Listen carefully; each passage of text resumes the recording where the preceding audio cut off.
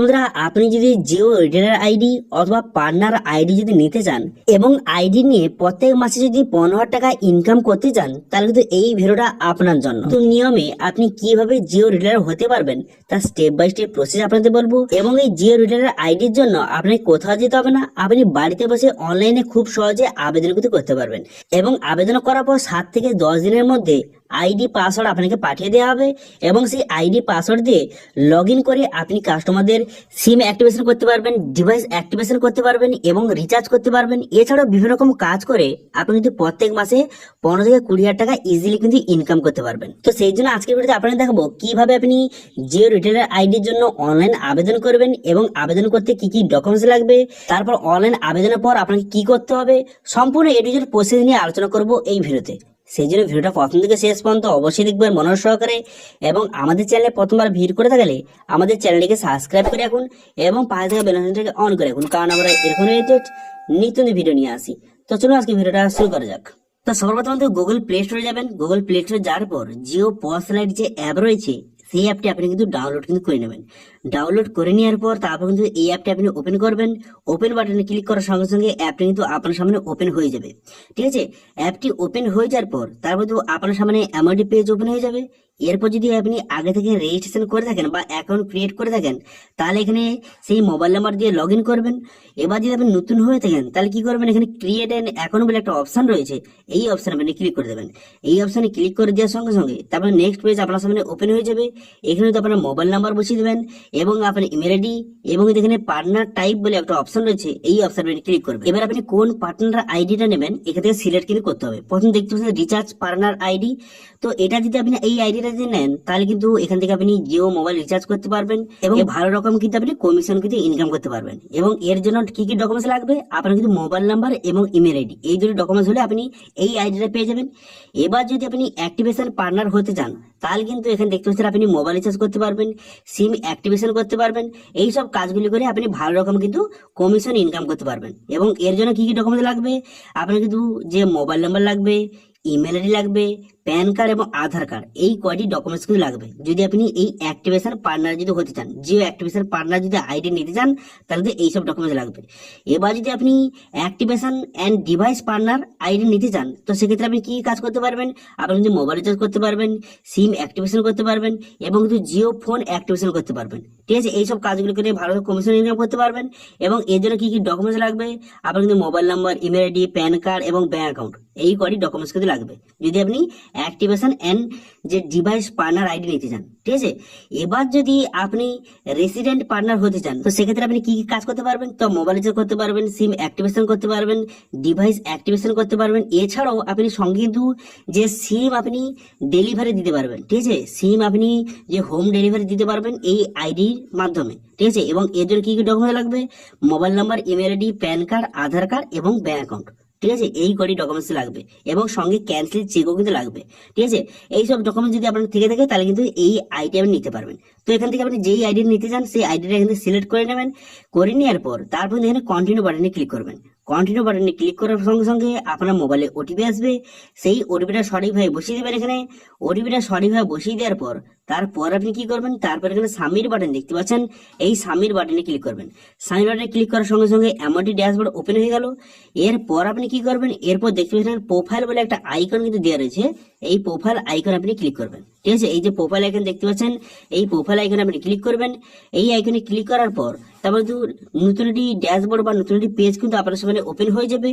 এরপর আপনি কি করবেন, এরপর দেখতে পাচ্ছেন আপগ্রেড অ্যান্ড আর্ন মোর বলে একটা অপশন দেওয়া রয়েছে, এই অপশন আপনি ক্লিক করে দেবেন। ঠিক আছে, এই অপশন আপনি ক্লিক করবেন। এই অপশনে ক্লিক করে দেওয়ার পর তারপর কিন্তু আপনার সামনে এমন পেজ ওপেন হয়ে যাবে। তারপর আপনি যেই আইডিটা নিতে চান সেটা কিন্তু এখান থেকে সিলেক্ট করে নেবেন। আমি activation and device partner ID নিতে চাই, তো সেই জন্য এটা সিলেক্ট করলাম। করে দেওয়ার পর পসিড বাটনে ক্লিক করবেন। আপনি যদি অন্য কোনো আইডি নিতে চান সেটা কিন্তু সিলেক্ট করে নেবেন। ঠিক আছে, এবং এর পুরো বিস্তারিত দেওয়া রয়েছে। এরপর কিন্তু পসিড বাটন দেখতে পাচ্ছেন, এই পসিড বাটনে আপনি ক্লিক করবেন। ঠিক আছে, পসিড বাটনে ক্লিক করার সঙ্গে সঙ্গে এমনটি পেজ আপনার সামনে ওপেন হয়ে যাবে। হয়ে যাওয়ার পর এখানে কিন্তু কিছু ডিটেলস আপনাকে বসাতে হবে, যেরকম কি কি বসাবেন। তো এখানে আপনার নাম বসিয়ে দেবেন, আপনার নামটা বসিয়ে দেওয়ার পর আপনার ইমেল আইডি বসিয়ে দেবেন। বসিয়ে দেওয়ার পর তারপর আপনার প্যান কার্ডের নাম্বারটা এখানে সঠিকভাবে বসিয়ে দেবেন। ঠিক আছে, প্যান কার্ড নাম্বারটা বসিয়ে দেওয়ার পর এরপর আপনি কি করবেন, এরপর কিন্তু একটু নিচে দিকে গেলে আপনার কিন্তু ব্যাংকের ডিটেলস কিন্তু বসাতে হবে। ঠিক আছে, দেখতে পাচ্ছেন এন্টার ব্যাংক ডিটেলস, এই অপশনে ক্লিক করবেন। এই অপশনে ক্লিক করার পর এখানে ব্যাংকের ডিটেলস আপনাকে বসাতে হবে।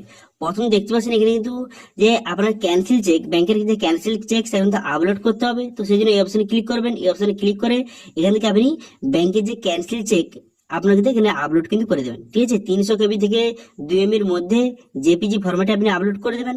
করে দেওয়ার পর তারপরে দেখেন ব্যাংক অ্যাকাউন্ট, এখানে কিন্তু আপনার কোন ব্যাংকে আপনার অ্যাকাউন্ট রয়েছে, যেই ব্যাংকের আপনি ক্যান্সেল চেকটা আপলোড করলেন সেই ব্যাংকটা এখানে সিলেক্ট কিন্তু করে নেবেন। ঠিক আছে, তো ব্যাংকের এখানে নামটা সিলেক্ট করে নেওয়ার পর তার অ্যাকাউন্ট নম্বর বসিয়ে দেবেন, সেই অ্যাকাউন্ট নম্বরটা কনফার্ম করে দেবেন।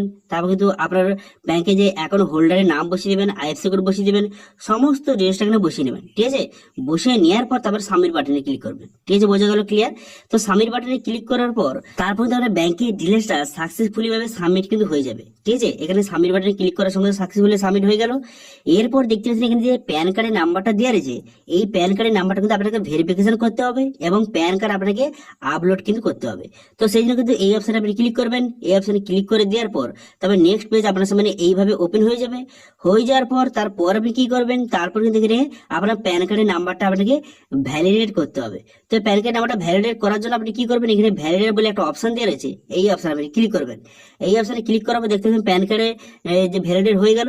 এরপর কিন্তু প্যান কার্ডের ফটোটা এখানে আপলোড কিন্তু করে দেবেন। ঠিক আছে, প্যান কার্ডের যে ফ্রন্ট সাইডটা আপলোড করে দেবেন, এখানে কিন্তু 100 থেকে 2 MB এর মধ্যে আপলোড করে দেওয়ার পর নেক্সট বাটনে ক্লিক করবেন। নেক্সট বাটনে ক্লিক করে দেওয়ার পর তারপর আপনি কি করবেন, এখানে দেখতে পাচ্ছেন এখানে আধার নাম্বার, এখানে তো আধার নাম্বার আপনাকে বসাতে হবে।